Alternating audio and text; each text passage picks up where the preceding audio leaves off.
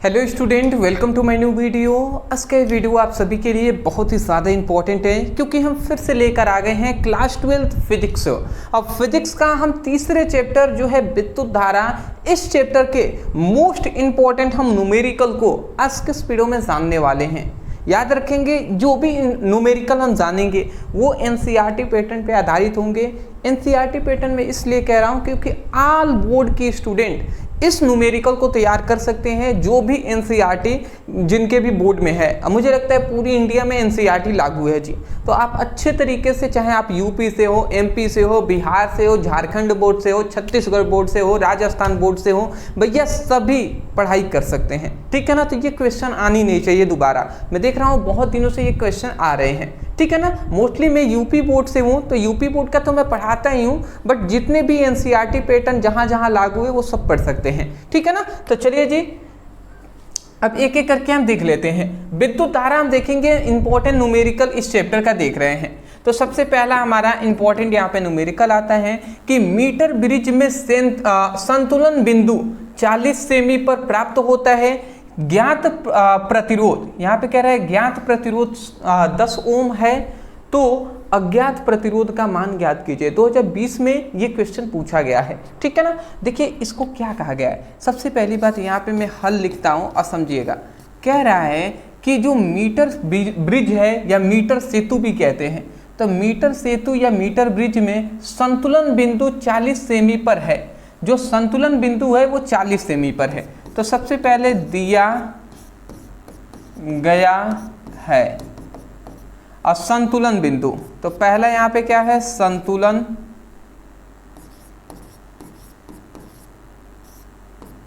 बिंदु। संतुलन बिंदु जिसे हम L से प्रदर्शित कर रहे हैं वो कितना है, 40 सेमी। ये हमने लिख दिया। उसके बाद कह रहा है कि यदि ज्ञात प्रतिरोध 10 ओम है, तो यहां पर ज्ञात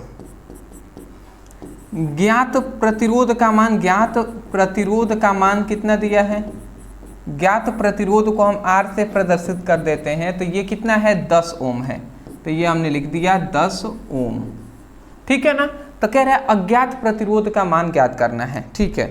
तो अब हम अज्ञात प्रतिरोध का मान ज्ञात करेंगे, तो यहाँ पे लिख देते हैं हम, चूंकि अब हमें अज्ञात प्रतिरोध का मान ज्ञात करना है। तो देखिए, हमने जब मीटर सेतु आपको पढ़ाया था, तो मीटर सेतु के लिए हमने एक समीकरण आपको दिया था, मीटर सेतु की संतुलन स्थिति। मीटर सेतु की जब संतुलन स्थिति होता है तो उसके लिए हमने ये फॉर्मूला आपको दिया था। अब वो क्या हमने फॉर्मूला दिया था, तो हमने ये दिया था जो है S = R 100 - L बाई, क्या दिया था, L/L दिया था। ठीक है ना। S = R × 100 - L/L दिया था। तो ये हमने फॉर्मूला दिया हुआ था। अब देख लेते हैं, एक एक करके सॉल्व कर लेते हैं, ध्यान से समझिएगा। देखिए S = तो यहाँ पे मैं लिख देता हूँ S = यहाँ पे R है, तो R का मान कितना है, 10 ओम। तो ये 10 हमने लिख दिया। 100 माइनस L के जगह पे L का मान हमारे पास 40 है, तो 40 हमने लिख दिया। अब बटे नीचे भी L है ना, तो L = 40 हमने लिख दिया। और ये S क्या है, यही है अज्ञात प्रतिरोध, इसी का मान हमें ज्ञात करना है।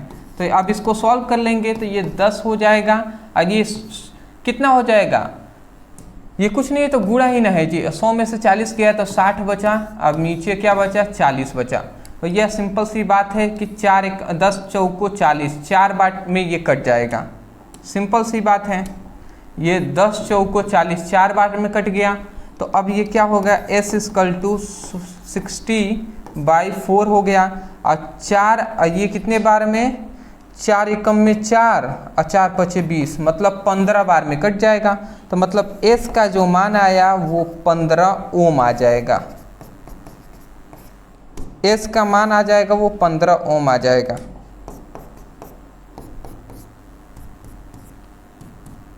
ठीक है ना। S का मान 15 ओम आ जाएगा। ये हमारा क्या हो जाएगा, आंसर हो जाएगा।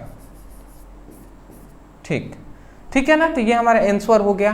देखिए ये सभी क्वेश्चन बार बार रिपीटेड हुए, इसलिए हम आपको बता रहे हैं। स्क्रीनशॉट ले लीजिए, आगे बढ़ेंगे। ठीक, अच्छी बात है, चलिए आगे बढ़ते हैं। दूसरा हमारा क्वेश्चन आता है कि दो सेलों के विद्युत वाहक बल का अनुपात इतना है। दो सेल हैं तो उनका विद्युत वाहक बल का जो अनुपात है तो वो क्या है, पहले का 1.5 है और दूसरे का 1 है। ठीक है ना। तो कह रहे हैं संतुलन लंबाई क्रमशः 75 सेमी और 50 सेमी है, सत्यापन कीजिए। मतलब क्या कह रहा है समझिएगा। सबसे पहली बात यहाँ पे हमें सत्यापन करना है। सत्यापन मतलब सिद्ध करना है।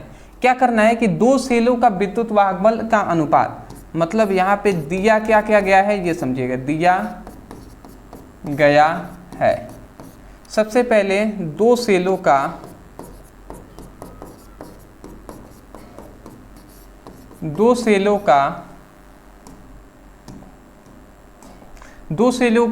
विद्युत वाहक बल का अनुपात, विद्युत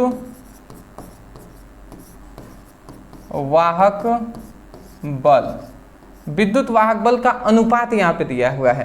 तो विद्युत वाहक बल का अनुपात कितना दिया हुआ है जी। तो देखिए विद्युत वाहक बल, दो सेल हैं तो एक का विद्युत वाहक बल E1 मान लेते हैं और दूसरे का विद्युत वाहक बल E2 मान लेते हैं। और इनका अनुपात जो है ना, अनुपात का मान कितना दिया है, एक तो है 1.5 और दूसरा संबंधी 1 है।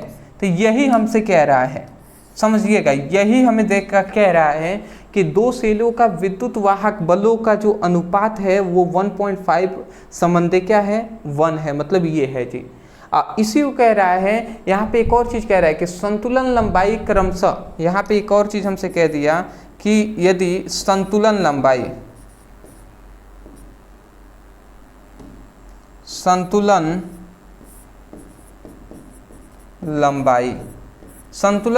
जो L1 का मान है वो कितना 75 सेमी और जो L2 का मान है वो 50 सेमी है।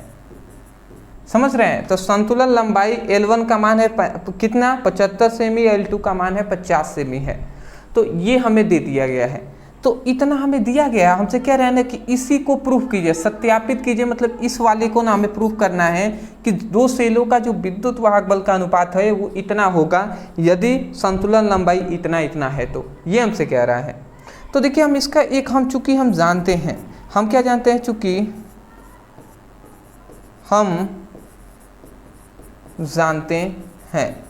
हम क्या जानते हैं, विभवांतर। जब विभव मापी पढ़ा था ना, तब विभव मापी के लिए हमने संतुलन के लिए हमने फॉर्मूला बताया था। ठीक है ना। विभव मापी की संतुलन स्थिति के लिए हमने फॉर्मूला बताया था। तो हमने क्या बताया था, विभव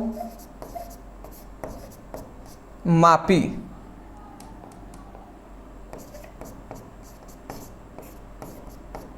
की संतुलन अवस्था में, विभव मापी की संतुलन अवस्था में हमने एक फॉर्मूला बताया था। वो क्या बताया था कि जो विद्युत वाहक बलों का जो अनुपात हो।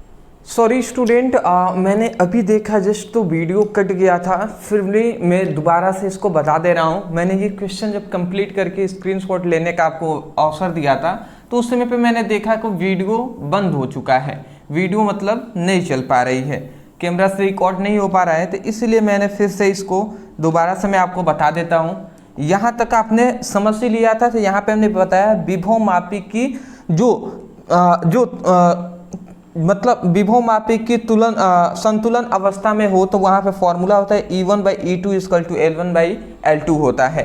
तो ये आप फॉर्मूला सूत्र जो है इसको आप याद रखेंगे। अब हम क्या करते हैं, इस फॉर्मूले पर केवल हम पुटअप करेंगे। हमें इसी को ना प्रूफ करना है तो हम पुटअप कर लेते हैं। तो ये E1/E2 हो जाएगा = L1/L2 का मान यहाँ पे दिया है। L1 का मान है 75, L2 का मान है 50।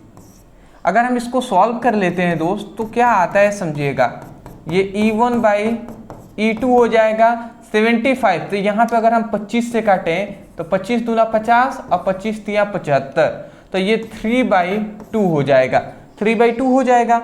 अब हम क्या इसको कर सकते हैं, देखिए अगर हम भाग देते हैं ना 2 से, तो 2 से अगर हम भाग देते हैं तो E1 बाई E2, तो 2 एकम में 2, ये क्या हो जाएगा 1.5 बार में ये 3 कट जाएगा, तो ये कितना आ जाएगा 1.5/1 आ जाएगा। तो ये हमारा एक समीकरण मिलता है। अब इसी समीकरण को देख लीजिए, यही समीकरण हमें क्या करना था, प्रूफ करना था। यही समीकरण हमें यहाँ पे देख लीजिए, यही है ना, सेम टू सेम यही हमें प्रूफ करना था, जो हमने कर दिया। देखिए क्वेश्चन में भी लिखा गया सत्यापित कीजिए, मतलब हमें सत्यापित करना था। क्या करना था कि 2 सेलों के विद्युत वाहक बलों का अनुपात इतना है, तो 2 सेलों के विद्युत वाहक बल का अनुपात जो इतना है, इसी को हमें प्रूफ करना है, जबकि संतुलन लंबाई क्रमशः 75 सेमी हो और 50 सेंटीमीटर हो। तो इसको सिद्ध कीजिए, तो वो हमने यहाँ पे कर दिया है। तो आपको ये सभी फॉर्मूले हैं ना, इन सभी को याद रखना है। मैं आशा करता हूँ समझ के होंगे, स्क्रीनशॉट ले लीजिए। चलिए जी, अच्छी बात है। नेक्स्ट हमारा क्वेश्चन आता है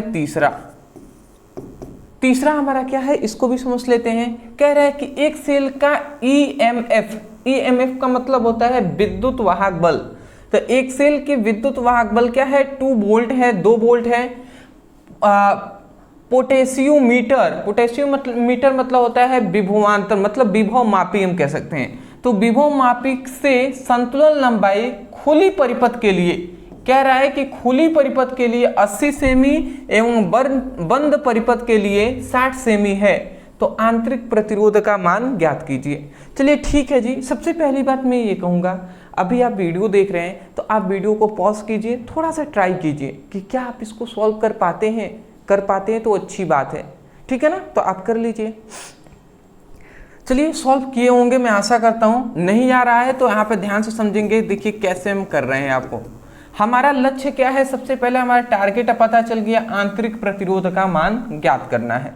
तो यहाँ पे क्या क्या दिया है, तो सबसे पहले हम यही लिखते हैं, दिया गया है। अब क्या क्या दिया है, सबसे पहली बात सेलों का विद्युत वाहक बल दिया गया है। सेलों का विद्युत वाहक बल, सेलों का विद्युत वाहक बल जो E का मान हमें दे दिया है 2 वोल्ट, ठीक है ना, ये हमारा दे दिया। फिर से कह रहा है विभव मापी की संतुलन लंबाई में, मतलब सिंपल सी बात है कि विभव जो मापी है, विभव मापी की संतुलन अवस्था में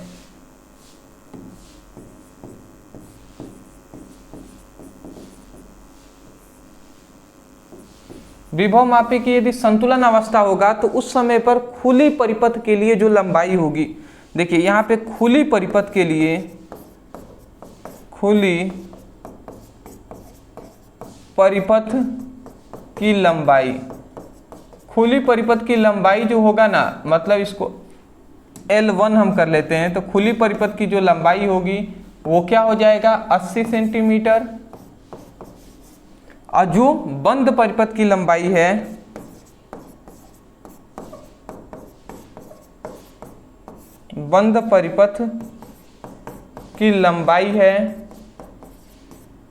वो कितना है, बंद परिपथ की लंबाई है L2 का मान वो कितना है जी 60 सेंटीमीटर, ठीक है ना, 60 सेंटीमीटर है। तो आंतरिक प्रतिरोध का मान हमें ज्ञात करना है, ठीक है ना। तो आंतरिक प्रतिरोध का हमें मान ज्ञात करना है, तब आंतरिक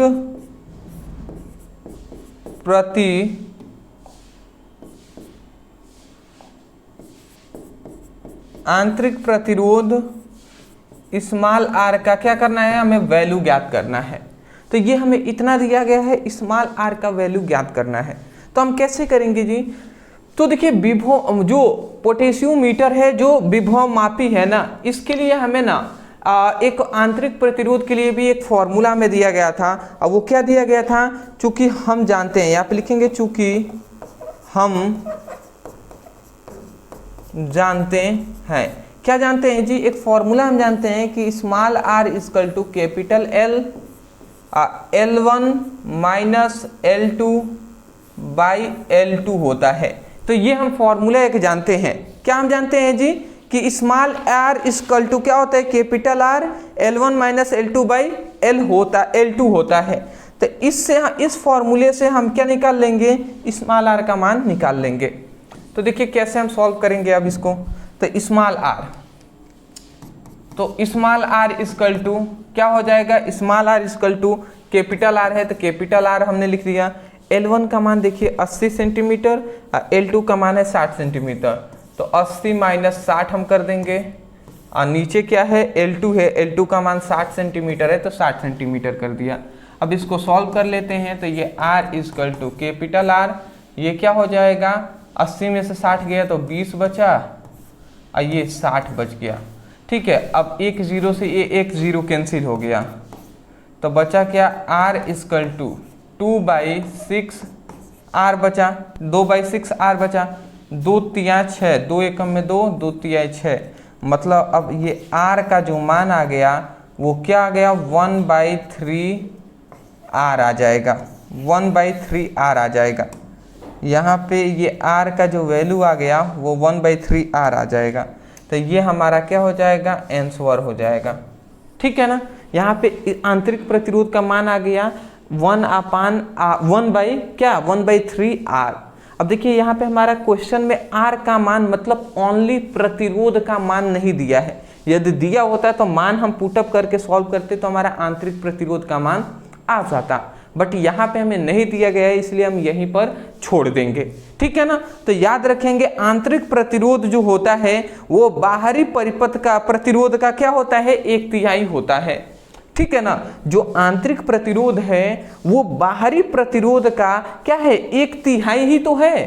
तो यही बात है जी। अगर क्वेश्चन में हमें दिया होता, यहाँ पे देखिए EMF का जो मान दिया है ना, ये मतलब बिल्कुल इसी तरीके से ऐसे ही दे दिया है। यदि इसके जगह पर इसका कोई काम पड़ा जी, नहीं पड़ा, इसके जगह पर प्रतिरोध का मान दे दिया होता तो हम मान रखते हैं हमारा निकल जाता, बट कोई नहीं जी, जितना क्वेश्चन में दिया है उसी से हम निकाले हैं। ठीक है ना, तो ये आपका क्वेश्चन सॉल्व हो गया है, स्क्रीनशॉट ले लें। ठीक, नेक्स्ट हमारा क्वेश्चन आता है।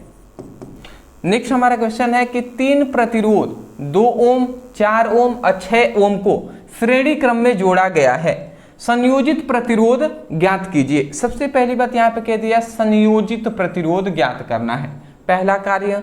दूसरा कह दिया गया तथा 12 वोल्ट स्रोत से जोड़ने पर धारा का मान ज्ञात कीजिए, मतलब धारा ज्ञात कीजिए। 2 काम ज्ञात करना है, संयोजित प्रतिरोध, दूसरा विद्युत धारा का मान ज्ञात करना है। तो चलिए जी हम लिखते हैं, लिखते हुए चलेंगे। तो यहाँ पर हम लिखते हैं हल, हम लिखेंगे दिया गया है। अब क्या कह दिया गया है, 3 प्रतिरोध दिए गए हैं। ठीक है ना, 3 प्रतिरोध कौन कौन सा दिया गया है जी, एक दिया है हमारा 2 ओम, एक दिया है 4 ओम और एक दिया है 6 ओम। तो इसको हम लिख लेते हैं। 2 ओम को मान लेते हैं, R1 का मान है 2 ओम, R2 का मान है 4 ओम, इसको मान लेते हैं R2, नहीं यहाँ पे होगा R2, R1 R2 3 प्रतिरोध है तो R1 R2 R3 कर लेते हैं, इसको 6 ओम कर लेते हैं। ठीक है ना, तो यहाँ पे हमने मान लिया 3 प्रतिरोध है R1 R2 R3, इसका मान हमने यहाँ पे रख दिया है। और ये तीनों किस क्रम में है, श्रेणी क्रम में है, तो संयोजित प्रतिरोध का मान ज्ञात करना है। तो हमें क्या करना है, संयोजित प्रतिरोध का मान ज्ञात करना है। संयोजित मतलब होता है श्रेणी क्रम में जब प्रतिरोध जुड़ेंगे तो उसका कितना मान होगा। तो हम यहाँ पे निकाल लेते हैं कि तब प्रतिरोधों के श्रेणी क्रम संयोजन,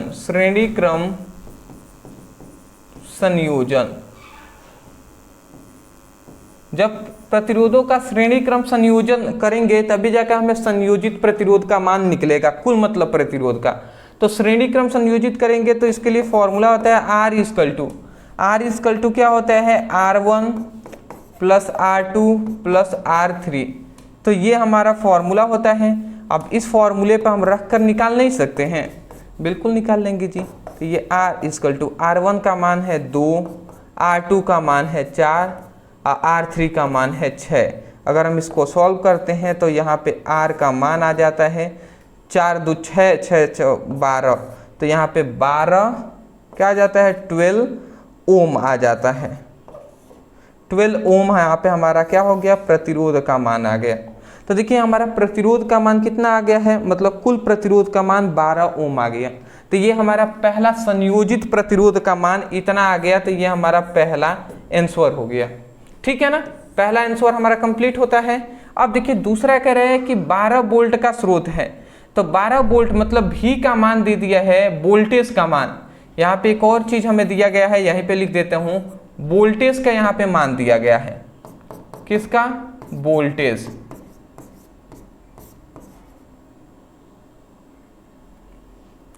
मतलब 12 वोल्ट से स्रोत से जोड़ा गया है, मतलब विभवांतर। विभवांतर मतलब V का मान दे दिया गया है 12 वोल्ट, ठीक है ना। यहाँ पे एक और चीज यहाँ पे क्वेश्चन में दिया गया है, ये सब दिए गए थे, ये भी दिया गया है। चलिए कोई नहीं। तो अब हम क्या करेंगे, अब हमें धारा का मान ज्ञात करना है। तो चूंकि हम ओम के नियम से जानते हैं, ओम के नियम से, ओम के नियम से R equal to V by I, ये हम फॉर्मूला जानते हैं ना। अरे भैया ओम के नियम से ये फॉर्मूला हमने बताया है, या नहीं जानते तो प्रतिरोध इक्वल टू विभव बाई धारा का अनुपात होता है प्रतिरोध। तो प्रतिरोध का तो फॉर्मूला जानते होंगे ना, तो वही है। अब हमें किसका मान ज्ञात करना है, हमें आई का मान ज्ञात करना है। तो आई इधर भाग में है, इधर आएगा तो गुणा कराएगा, इसको हम अगर पक्षांतर हम कर देना तो यहाँ पे आर के जगह पे, मतलब ये आई है इधर आ जाएगा, आर की जगह पे आर इधर आ जाएगा, तो V बाई आर हो जाएगा। अब इसका मान हम निकाल लेते हैं। V का मान देखिए यहाँ पे V का मान है 12 और R का मान देखिए कुल प्रतिरोध का मान 12 ओम हमने ज्ञात किया है। तो ये 12 से 12 कैंसिल हो जाएगा, तो I का मान कितना आ जाएगा 1 एम्पियर। तो इसको 1 एम्पियर ऐसे हम लिख देते हैं, 1 एम्पियर। तो 1 एम्पियर जो आया ना, ये किसका मान आ गया जी, 1 एम्पियर जो आया ये हमारा विद्युत धारा का मान आ गया। समझ रहे हैं। तो देखिए हमारा विद्युत धारा का मान यहाँ पे ज्ञात कर लिए, संयोजित प्रतिरोध का मान यहाँ पे हमने ज्ञात कर लिया। तो मैं आशा करता हूँ कि आपको समझ में आ गई होंगी। स्क्रीनशॉट ले लीजिए, फटाफट लीजिए दोस्त, आगे बढ़ेंगे। समय हमें बिल्कुल भी नष्ट नहीं करना है, एक एक प्रश्नों को देखते हुए, सीखते हुए, समझते हुए आगे बढ़ना है। देखिए अब ये हमारा क्वेश्चन आ गया, इस टाइप का क्वेश्चन बार बार पूछा गया है। सिंपल सा क्वेश्चन है, परंतु यही स्टूडेंट छोड़ कर चले आते हैं। देखिए क्या कह रहे हैं, कह रहा है कि 60 वॉट, ठीक है ना, मतलब 60 वॉट का एक वैद्युत बल्ब दिन में 10 घंटे जलाया जाता है। मतलब 60 वाट का एक विद्युत बल्ब है, एक बल्ब है जिसको 10 घंटे, दिन का 10 घंटा जलाया जाता है। तो 30 दिन में कितनी विद्युत ऊर्जा खपत होगी ये हमें बताना है। मतलब एक बल्ब है, उसको हम पर डे 10 घंटे जलाते हैं। तो बताइए 30 घंटे हम जलाएंगे तो कितना ऊर्जा हमारा खपत होगा, कितना विद्युत ऊर्जा खपत होगी ये हमें बताना है। तो बताइए इसको सॉल्व कर पाएंगे ना, वीडियो रोकिए, सॉल्व कीजिए, ठीक है। मैं आशा करता हूं कि आपने वीडियो रोककर और सॉल्व करने का प्रयास ज़रूर आप किए होंगे, पर फिर भी मैं कर रहा हूं। यहाँ पे आप देख लीजिए कि आपका क्वेश्चन का आंसर सही आया या नहीं, दिया गया है। अब दिया गया है, अब क्या क्या दिया गया है, सबसे पहले 60 वॉट का एक विद्युत बल्ब है। मतलब वॉट किसका मात्रक होता है जी, शक्ति का मात्रक होता है। तो इसका मतलब विद्युत बल्ब की शक्ति यहाँ पे दिया गया है, बल्ब की शक्ति। अब बल्ब की शक्ति जो P का मान हमें दिया गया है वो 60 वॉट दिया गया है, ये हमारा दे दिया गया। अब कह रहा है कि इसको 10 घंटे जलाया जाता है। मतलब प्रत्येक दिन जो समय है ना, समय का मान यहाँ पे दिया गया है, समय जो T का मान है उसको 10 घंटा दिया गया है, 10 घंटा, ठीक है ना, जलाया जाता है।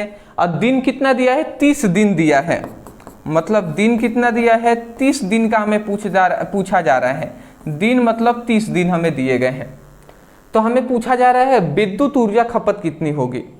तो सबसे पहली बात, 30 दिन की हम ऊर्जा निकालेंगे।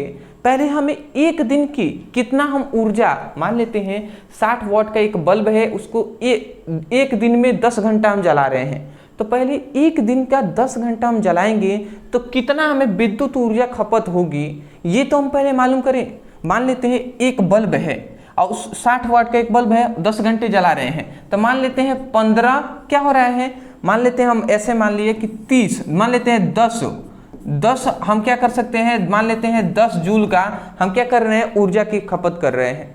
तो 30 दिन का ज्ञात करना होगा, तो एक दिन में 10 जूल का हो रहा है, तो 30 दिन क्या ज्ञात करना है, तो सिंपल सा 30 से गुणा करा देंगे, तो ये हमारा कितना निकल जाएगा, 30 जूल जो आएगा ये हमारा ऊर्जा खपत होगी। सिंपल सी बात है ना। तो पहले हम एक दिन का निकालेंगे कि अगर 60 वाट का एक बल्ब है तो 10 घंटे जलाया जाता है एक दिन में, तो एक दिन का विद्युत ऊर्जा कितना होगा। तो हम यही लिखेंगे, तब हम क्या लिखेंगे, हम यही लिखेंगे कि एक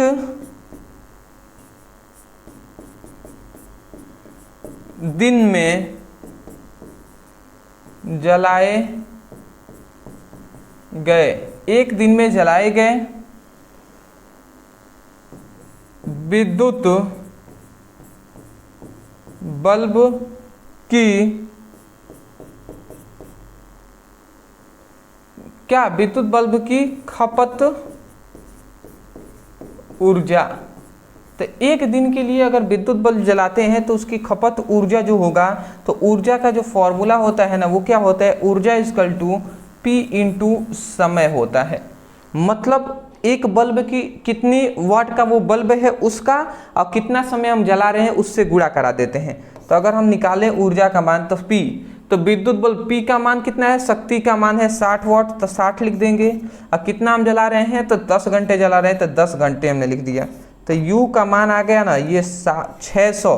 तो 600 जो हमारा ऊर्जा आएगा, ये क्या आ जाएगा, ऊर्जा जो आएगा ना 600 किलो, मतलब कि क्या हो जाएगा, 600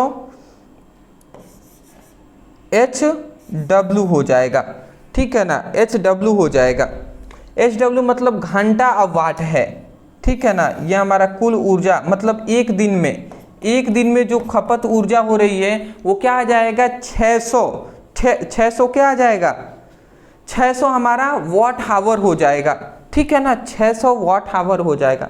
अब एक और काम मैं बता दूं आपको, देखिए समय को हमने पहले लिखकर वाट को बाद में लिख दिया है। आप चाहें तो वाट हावर भी लिख सकते हैं, उससे कोई दिक्कत वाली बात नहीं है, क्योंकि गुणा में ना कोई भी आगे पीछे हो सकता है, ठीक है ना।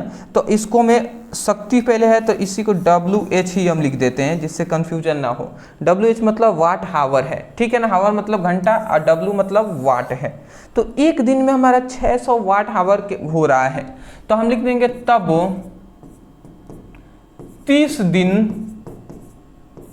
में कुल खपत ऊर्जा,